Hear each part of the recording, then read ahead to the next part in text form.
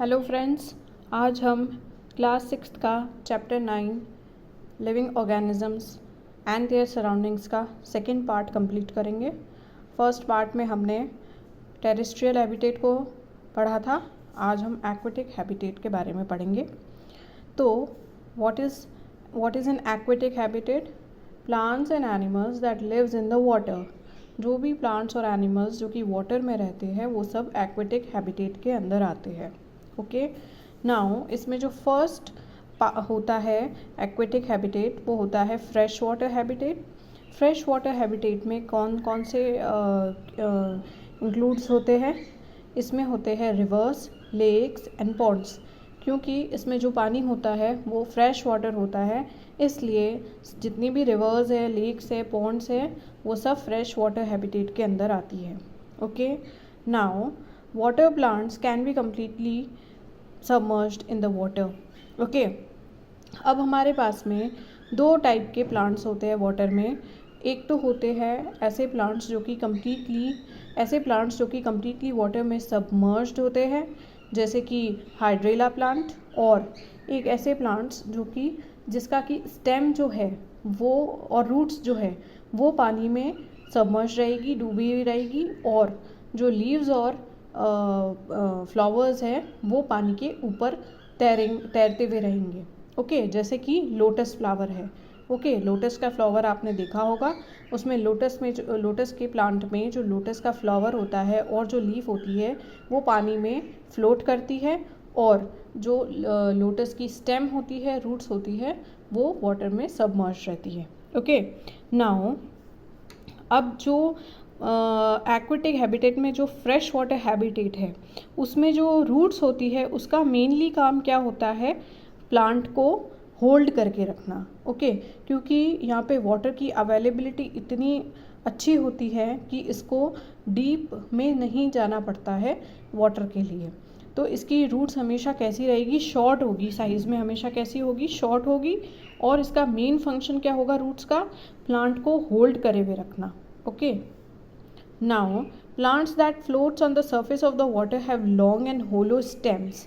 अब आपने जैसे कि लोटस फ्लावर का स्टेम देखा होगा, वो स्टेम को क्या बोलते हैं? कमल ककड़ी भी बोलते हैं। वो स्टेम अंदर से कैसी होती है? अंदर से हॉलो होती है। ओके, उसमें काफ़ी होल्स बने हुए होते हैं और वो लॉन्ग सी होती है।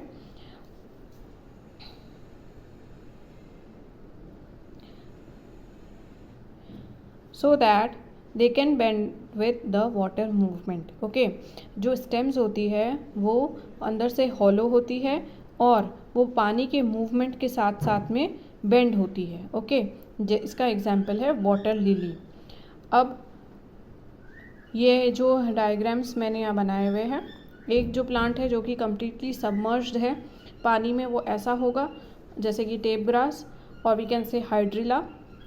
और ये जैसे कि आपने देखा होगा लोटस का फ्लावर होता है, उसकी लीफ और फ्लावर्स तो बाहर होते हैं, और जो बाकी के जो स्टेम है, वो रूट है, वो अंदर पानी में सबमर्ज्ड रहती है। ओके, जो टोटली सबमर्ज्ड प्लांट्स है दे have the narrow and ribbon like leaves. जो टोटली सबमर्ज्ड, जो पानी में पूरी तरीके से जो डूबा हुआ प्लांट होता है, उनकी लीव्स कैसी होती है? बिल्कुल रिबन की शेप की होती है, और they can bend in flowing water. वो भी पानी में बेंड हो सकती है, जैसे कि टेप ग्रास इसका एग्जाम्पल हो गया। नाउ अब जो इस हैबिटेट में जो एनिमल्स होते हैं वो कौन कौन से होते हैं? फ्रॉग होता है, उसका सबसे बड़ा एग्जाम्पल है फ्रॉग। आपने देखा होगा फ्रॉग्स को, वो पॉन्ड में भी रहता है और लैंड में भी रहता है। उसमें जो रेस्पिरेशन होता है वो स्किन से भी होता है और लंग से भी होता है।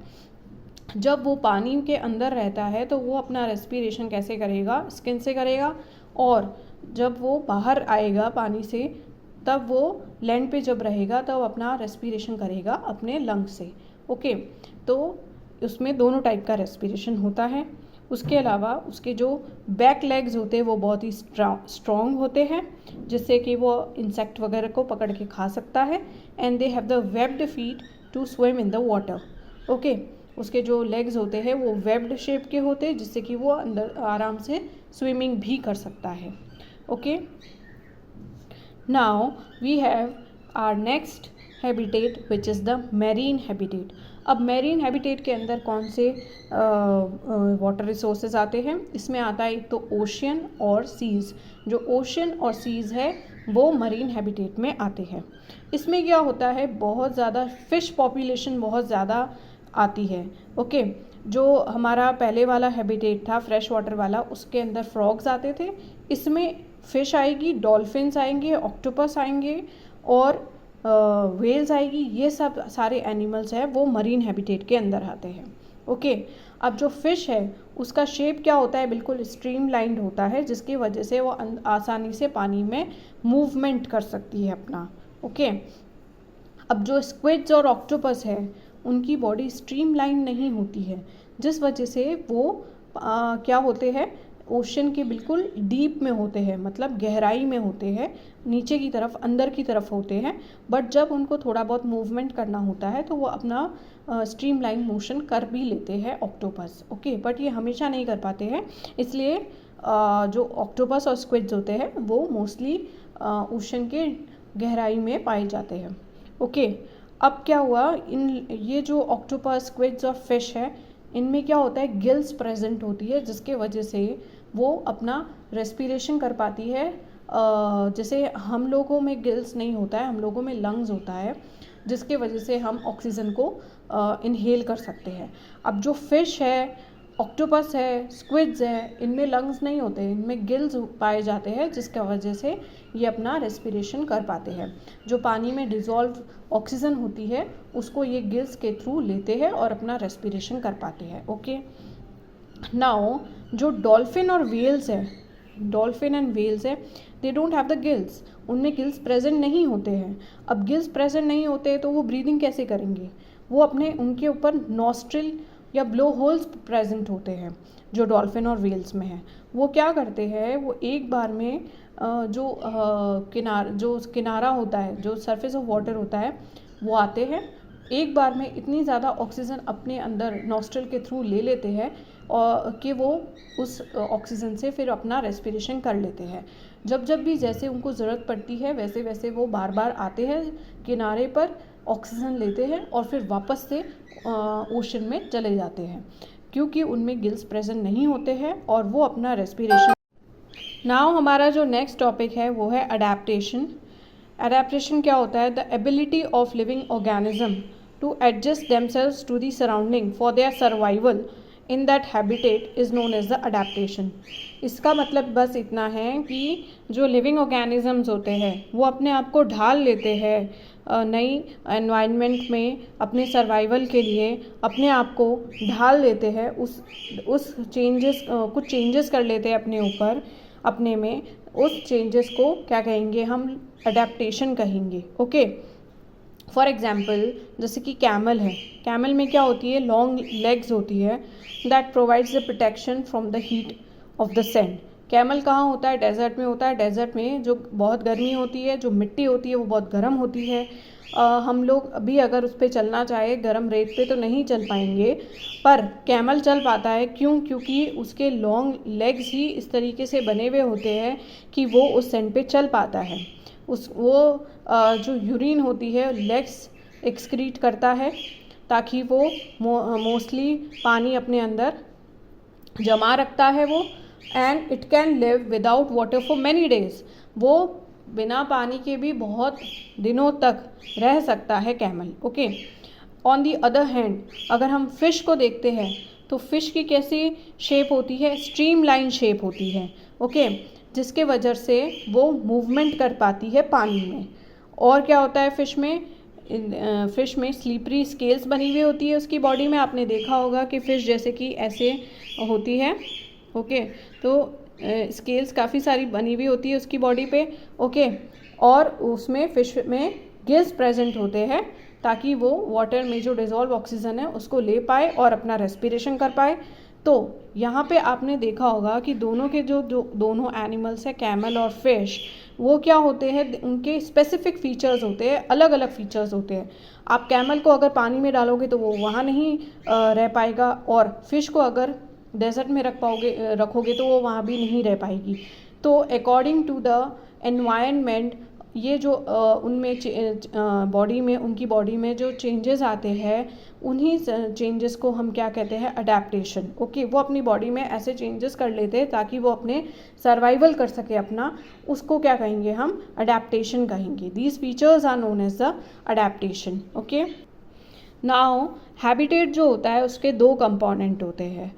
एक तो होता है बायोटिक कंपोनेंट। बायोटिक कंपोनेंट में सारे लिविंग ऑर्गेनिजम्स आते हैं, जैसे कि plants, animals and micro organisms. Okay, जितने भी लिविंग थिंग्स होती है, लिविंग ऑर्गेनिजम्स होते हैं, वो सब बायोटिक कंपोनेंट होते हैं। ऑन दी अदर हैंड अब ए बायोटिक कंपोनेंट में क्या होता है, सारे के सारे नॉन लिविंग थिंग्स जो होते हैं वो ए बायोटिक कंपोनेंट होते हैं, जैसे कि air, water, soil, sunlight, temperature, all these are the abiotic component. Okay, now will discuss about the characteristics of the living organisms. जो लिविंग ऑर्गेनिजम्स हैं होते हैं, जो हम लोग होते हैं, उनकी कैरेक्टरिस्टिक्स क्या होती है उसके बारे में हम पढ़ेंगे। First is the topic growth.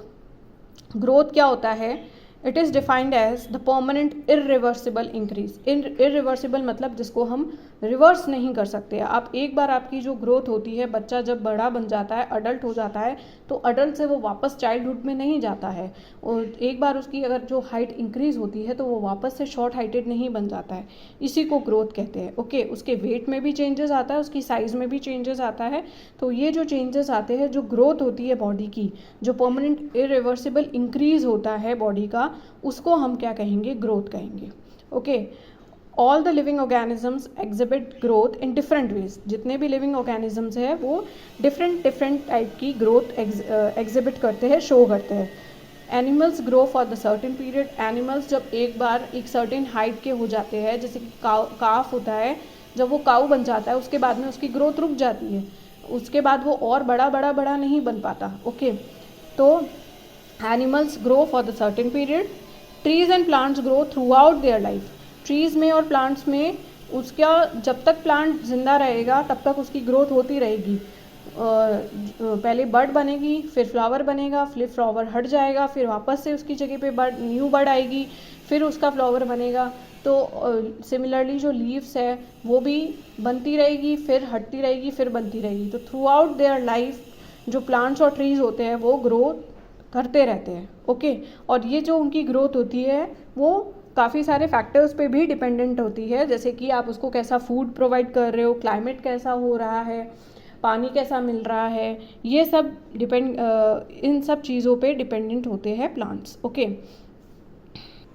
Now जो नेक्स्ट कैरेक्टरिस्टिक होती है लिविंग ऑर्गेनिज्म की, वो होती है मूवमेंट। ओके, जैसे कि एनिमल्स है, we all know that animals है, ह्यूमन बींग्स है, we can move from one place to another and we can show our body movements. Okay, animals भी एक जगह से दूसरी जगह जा सकता है, हम लोग भी एक दूसरे से दूसरी जगह जा सकते हैं, that is known as the body movements. But plant although living organisms होते हैं, बट वो मूवमेंट नहीं कर सकते हैं। प्लांट जो है उसकी रूट मिट्टी में होती है और जो कि उसको सपोर्ट करती है रूट्स, और इस वजह से प्लांट जो है वो एक ही जगह पर खड़ा रहता है।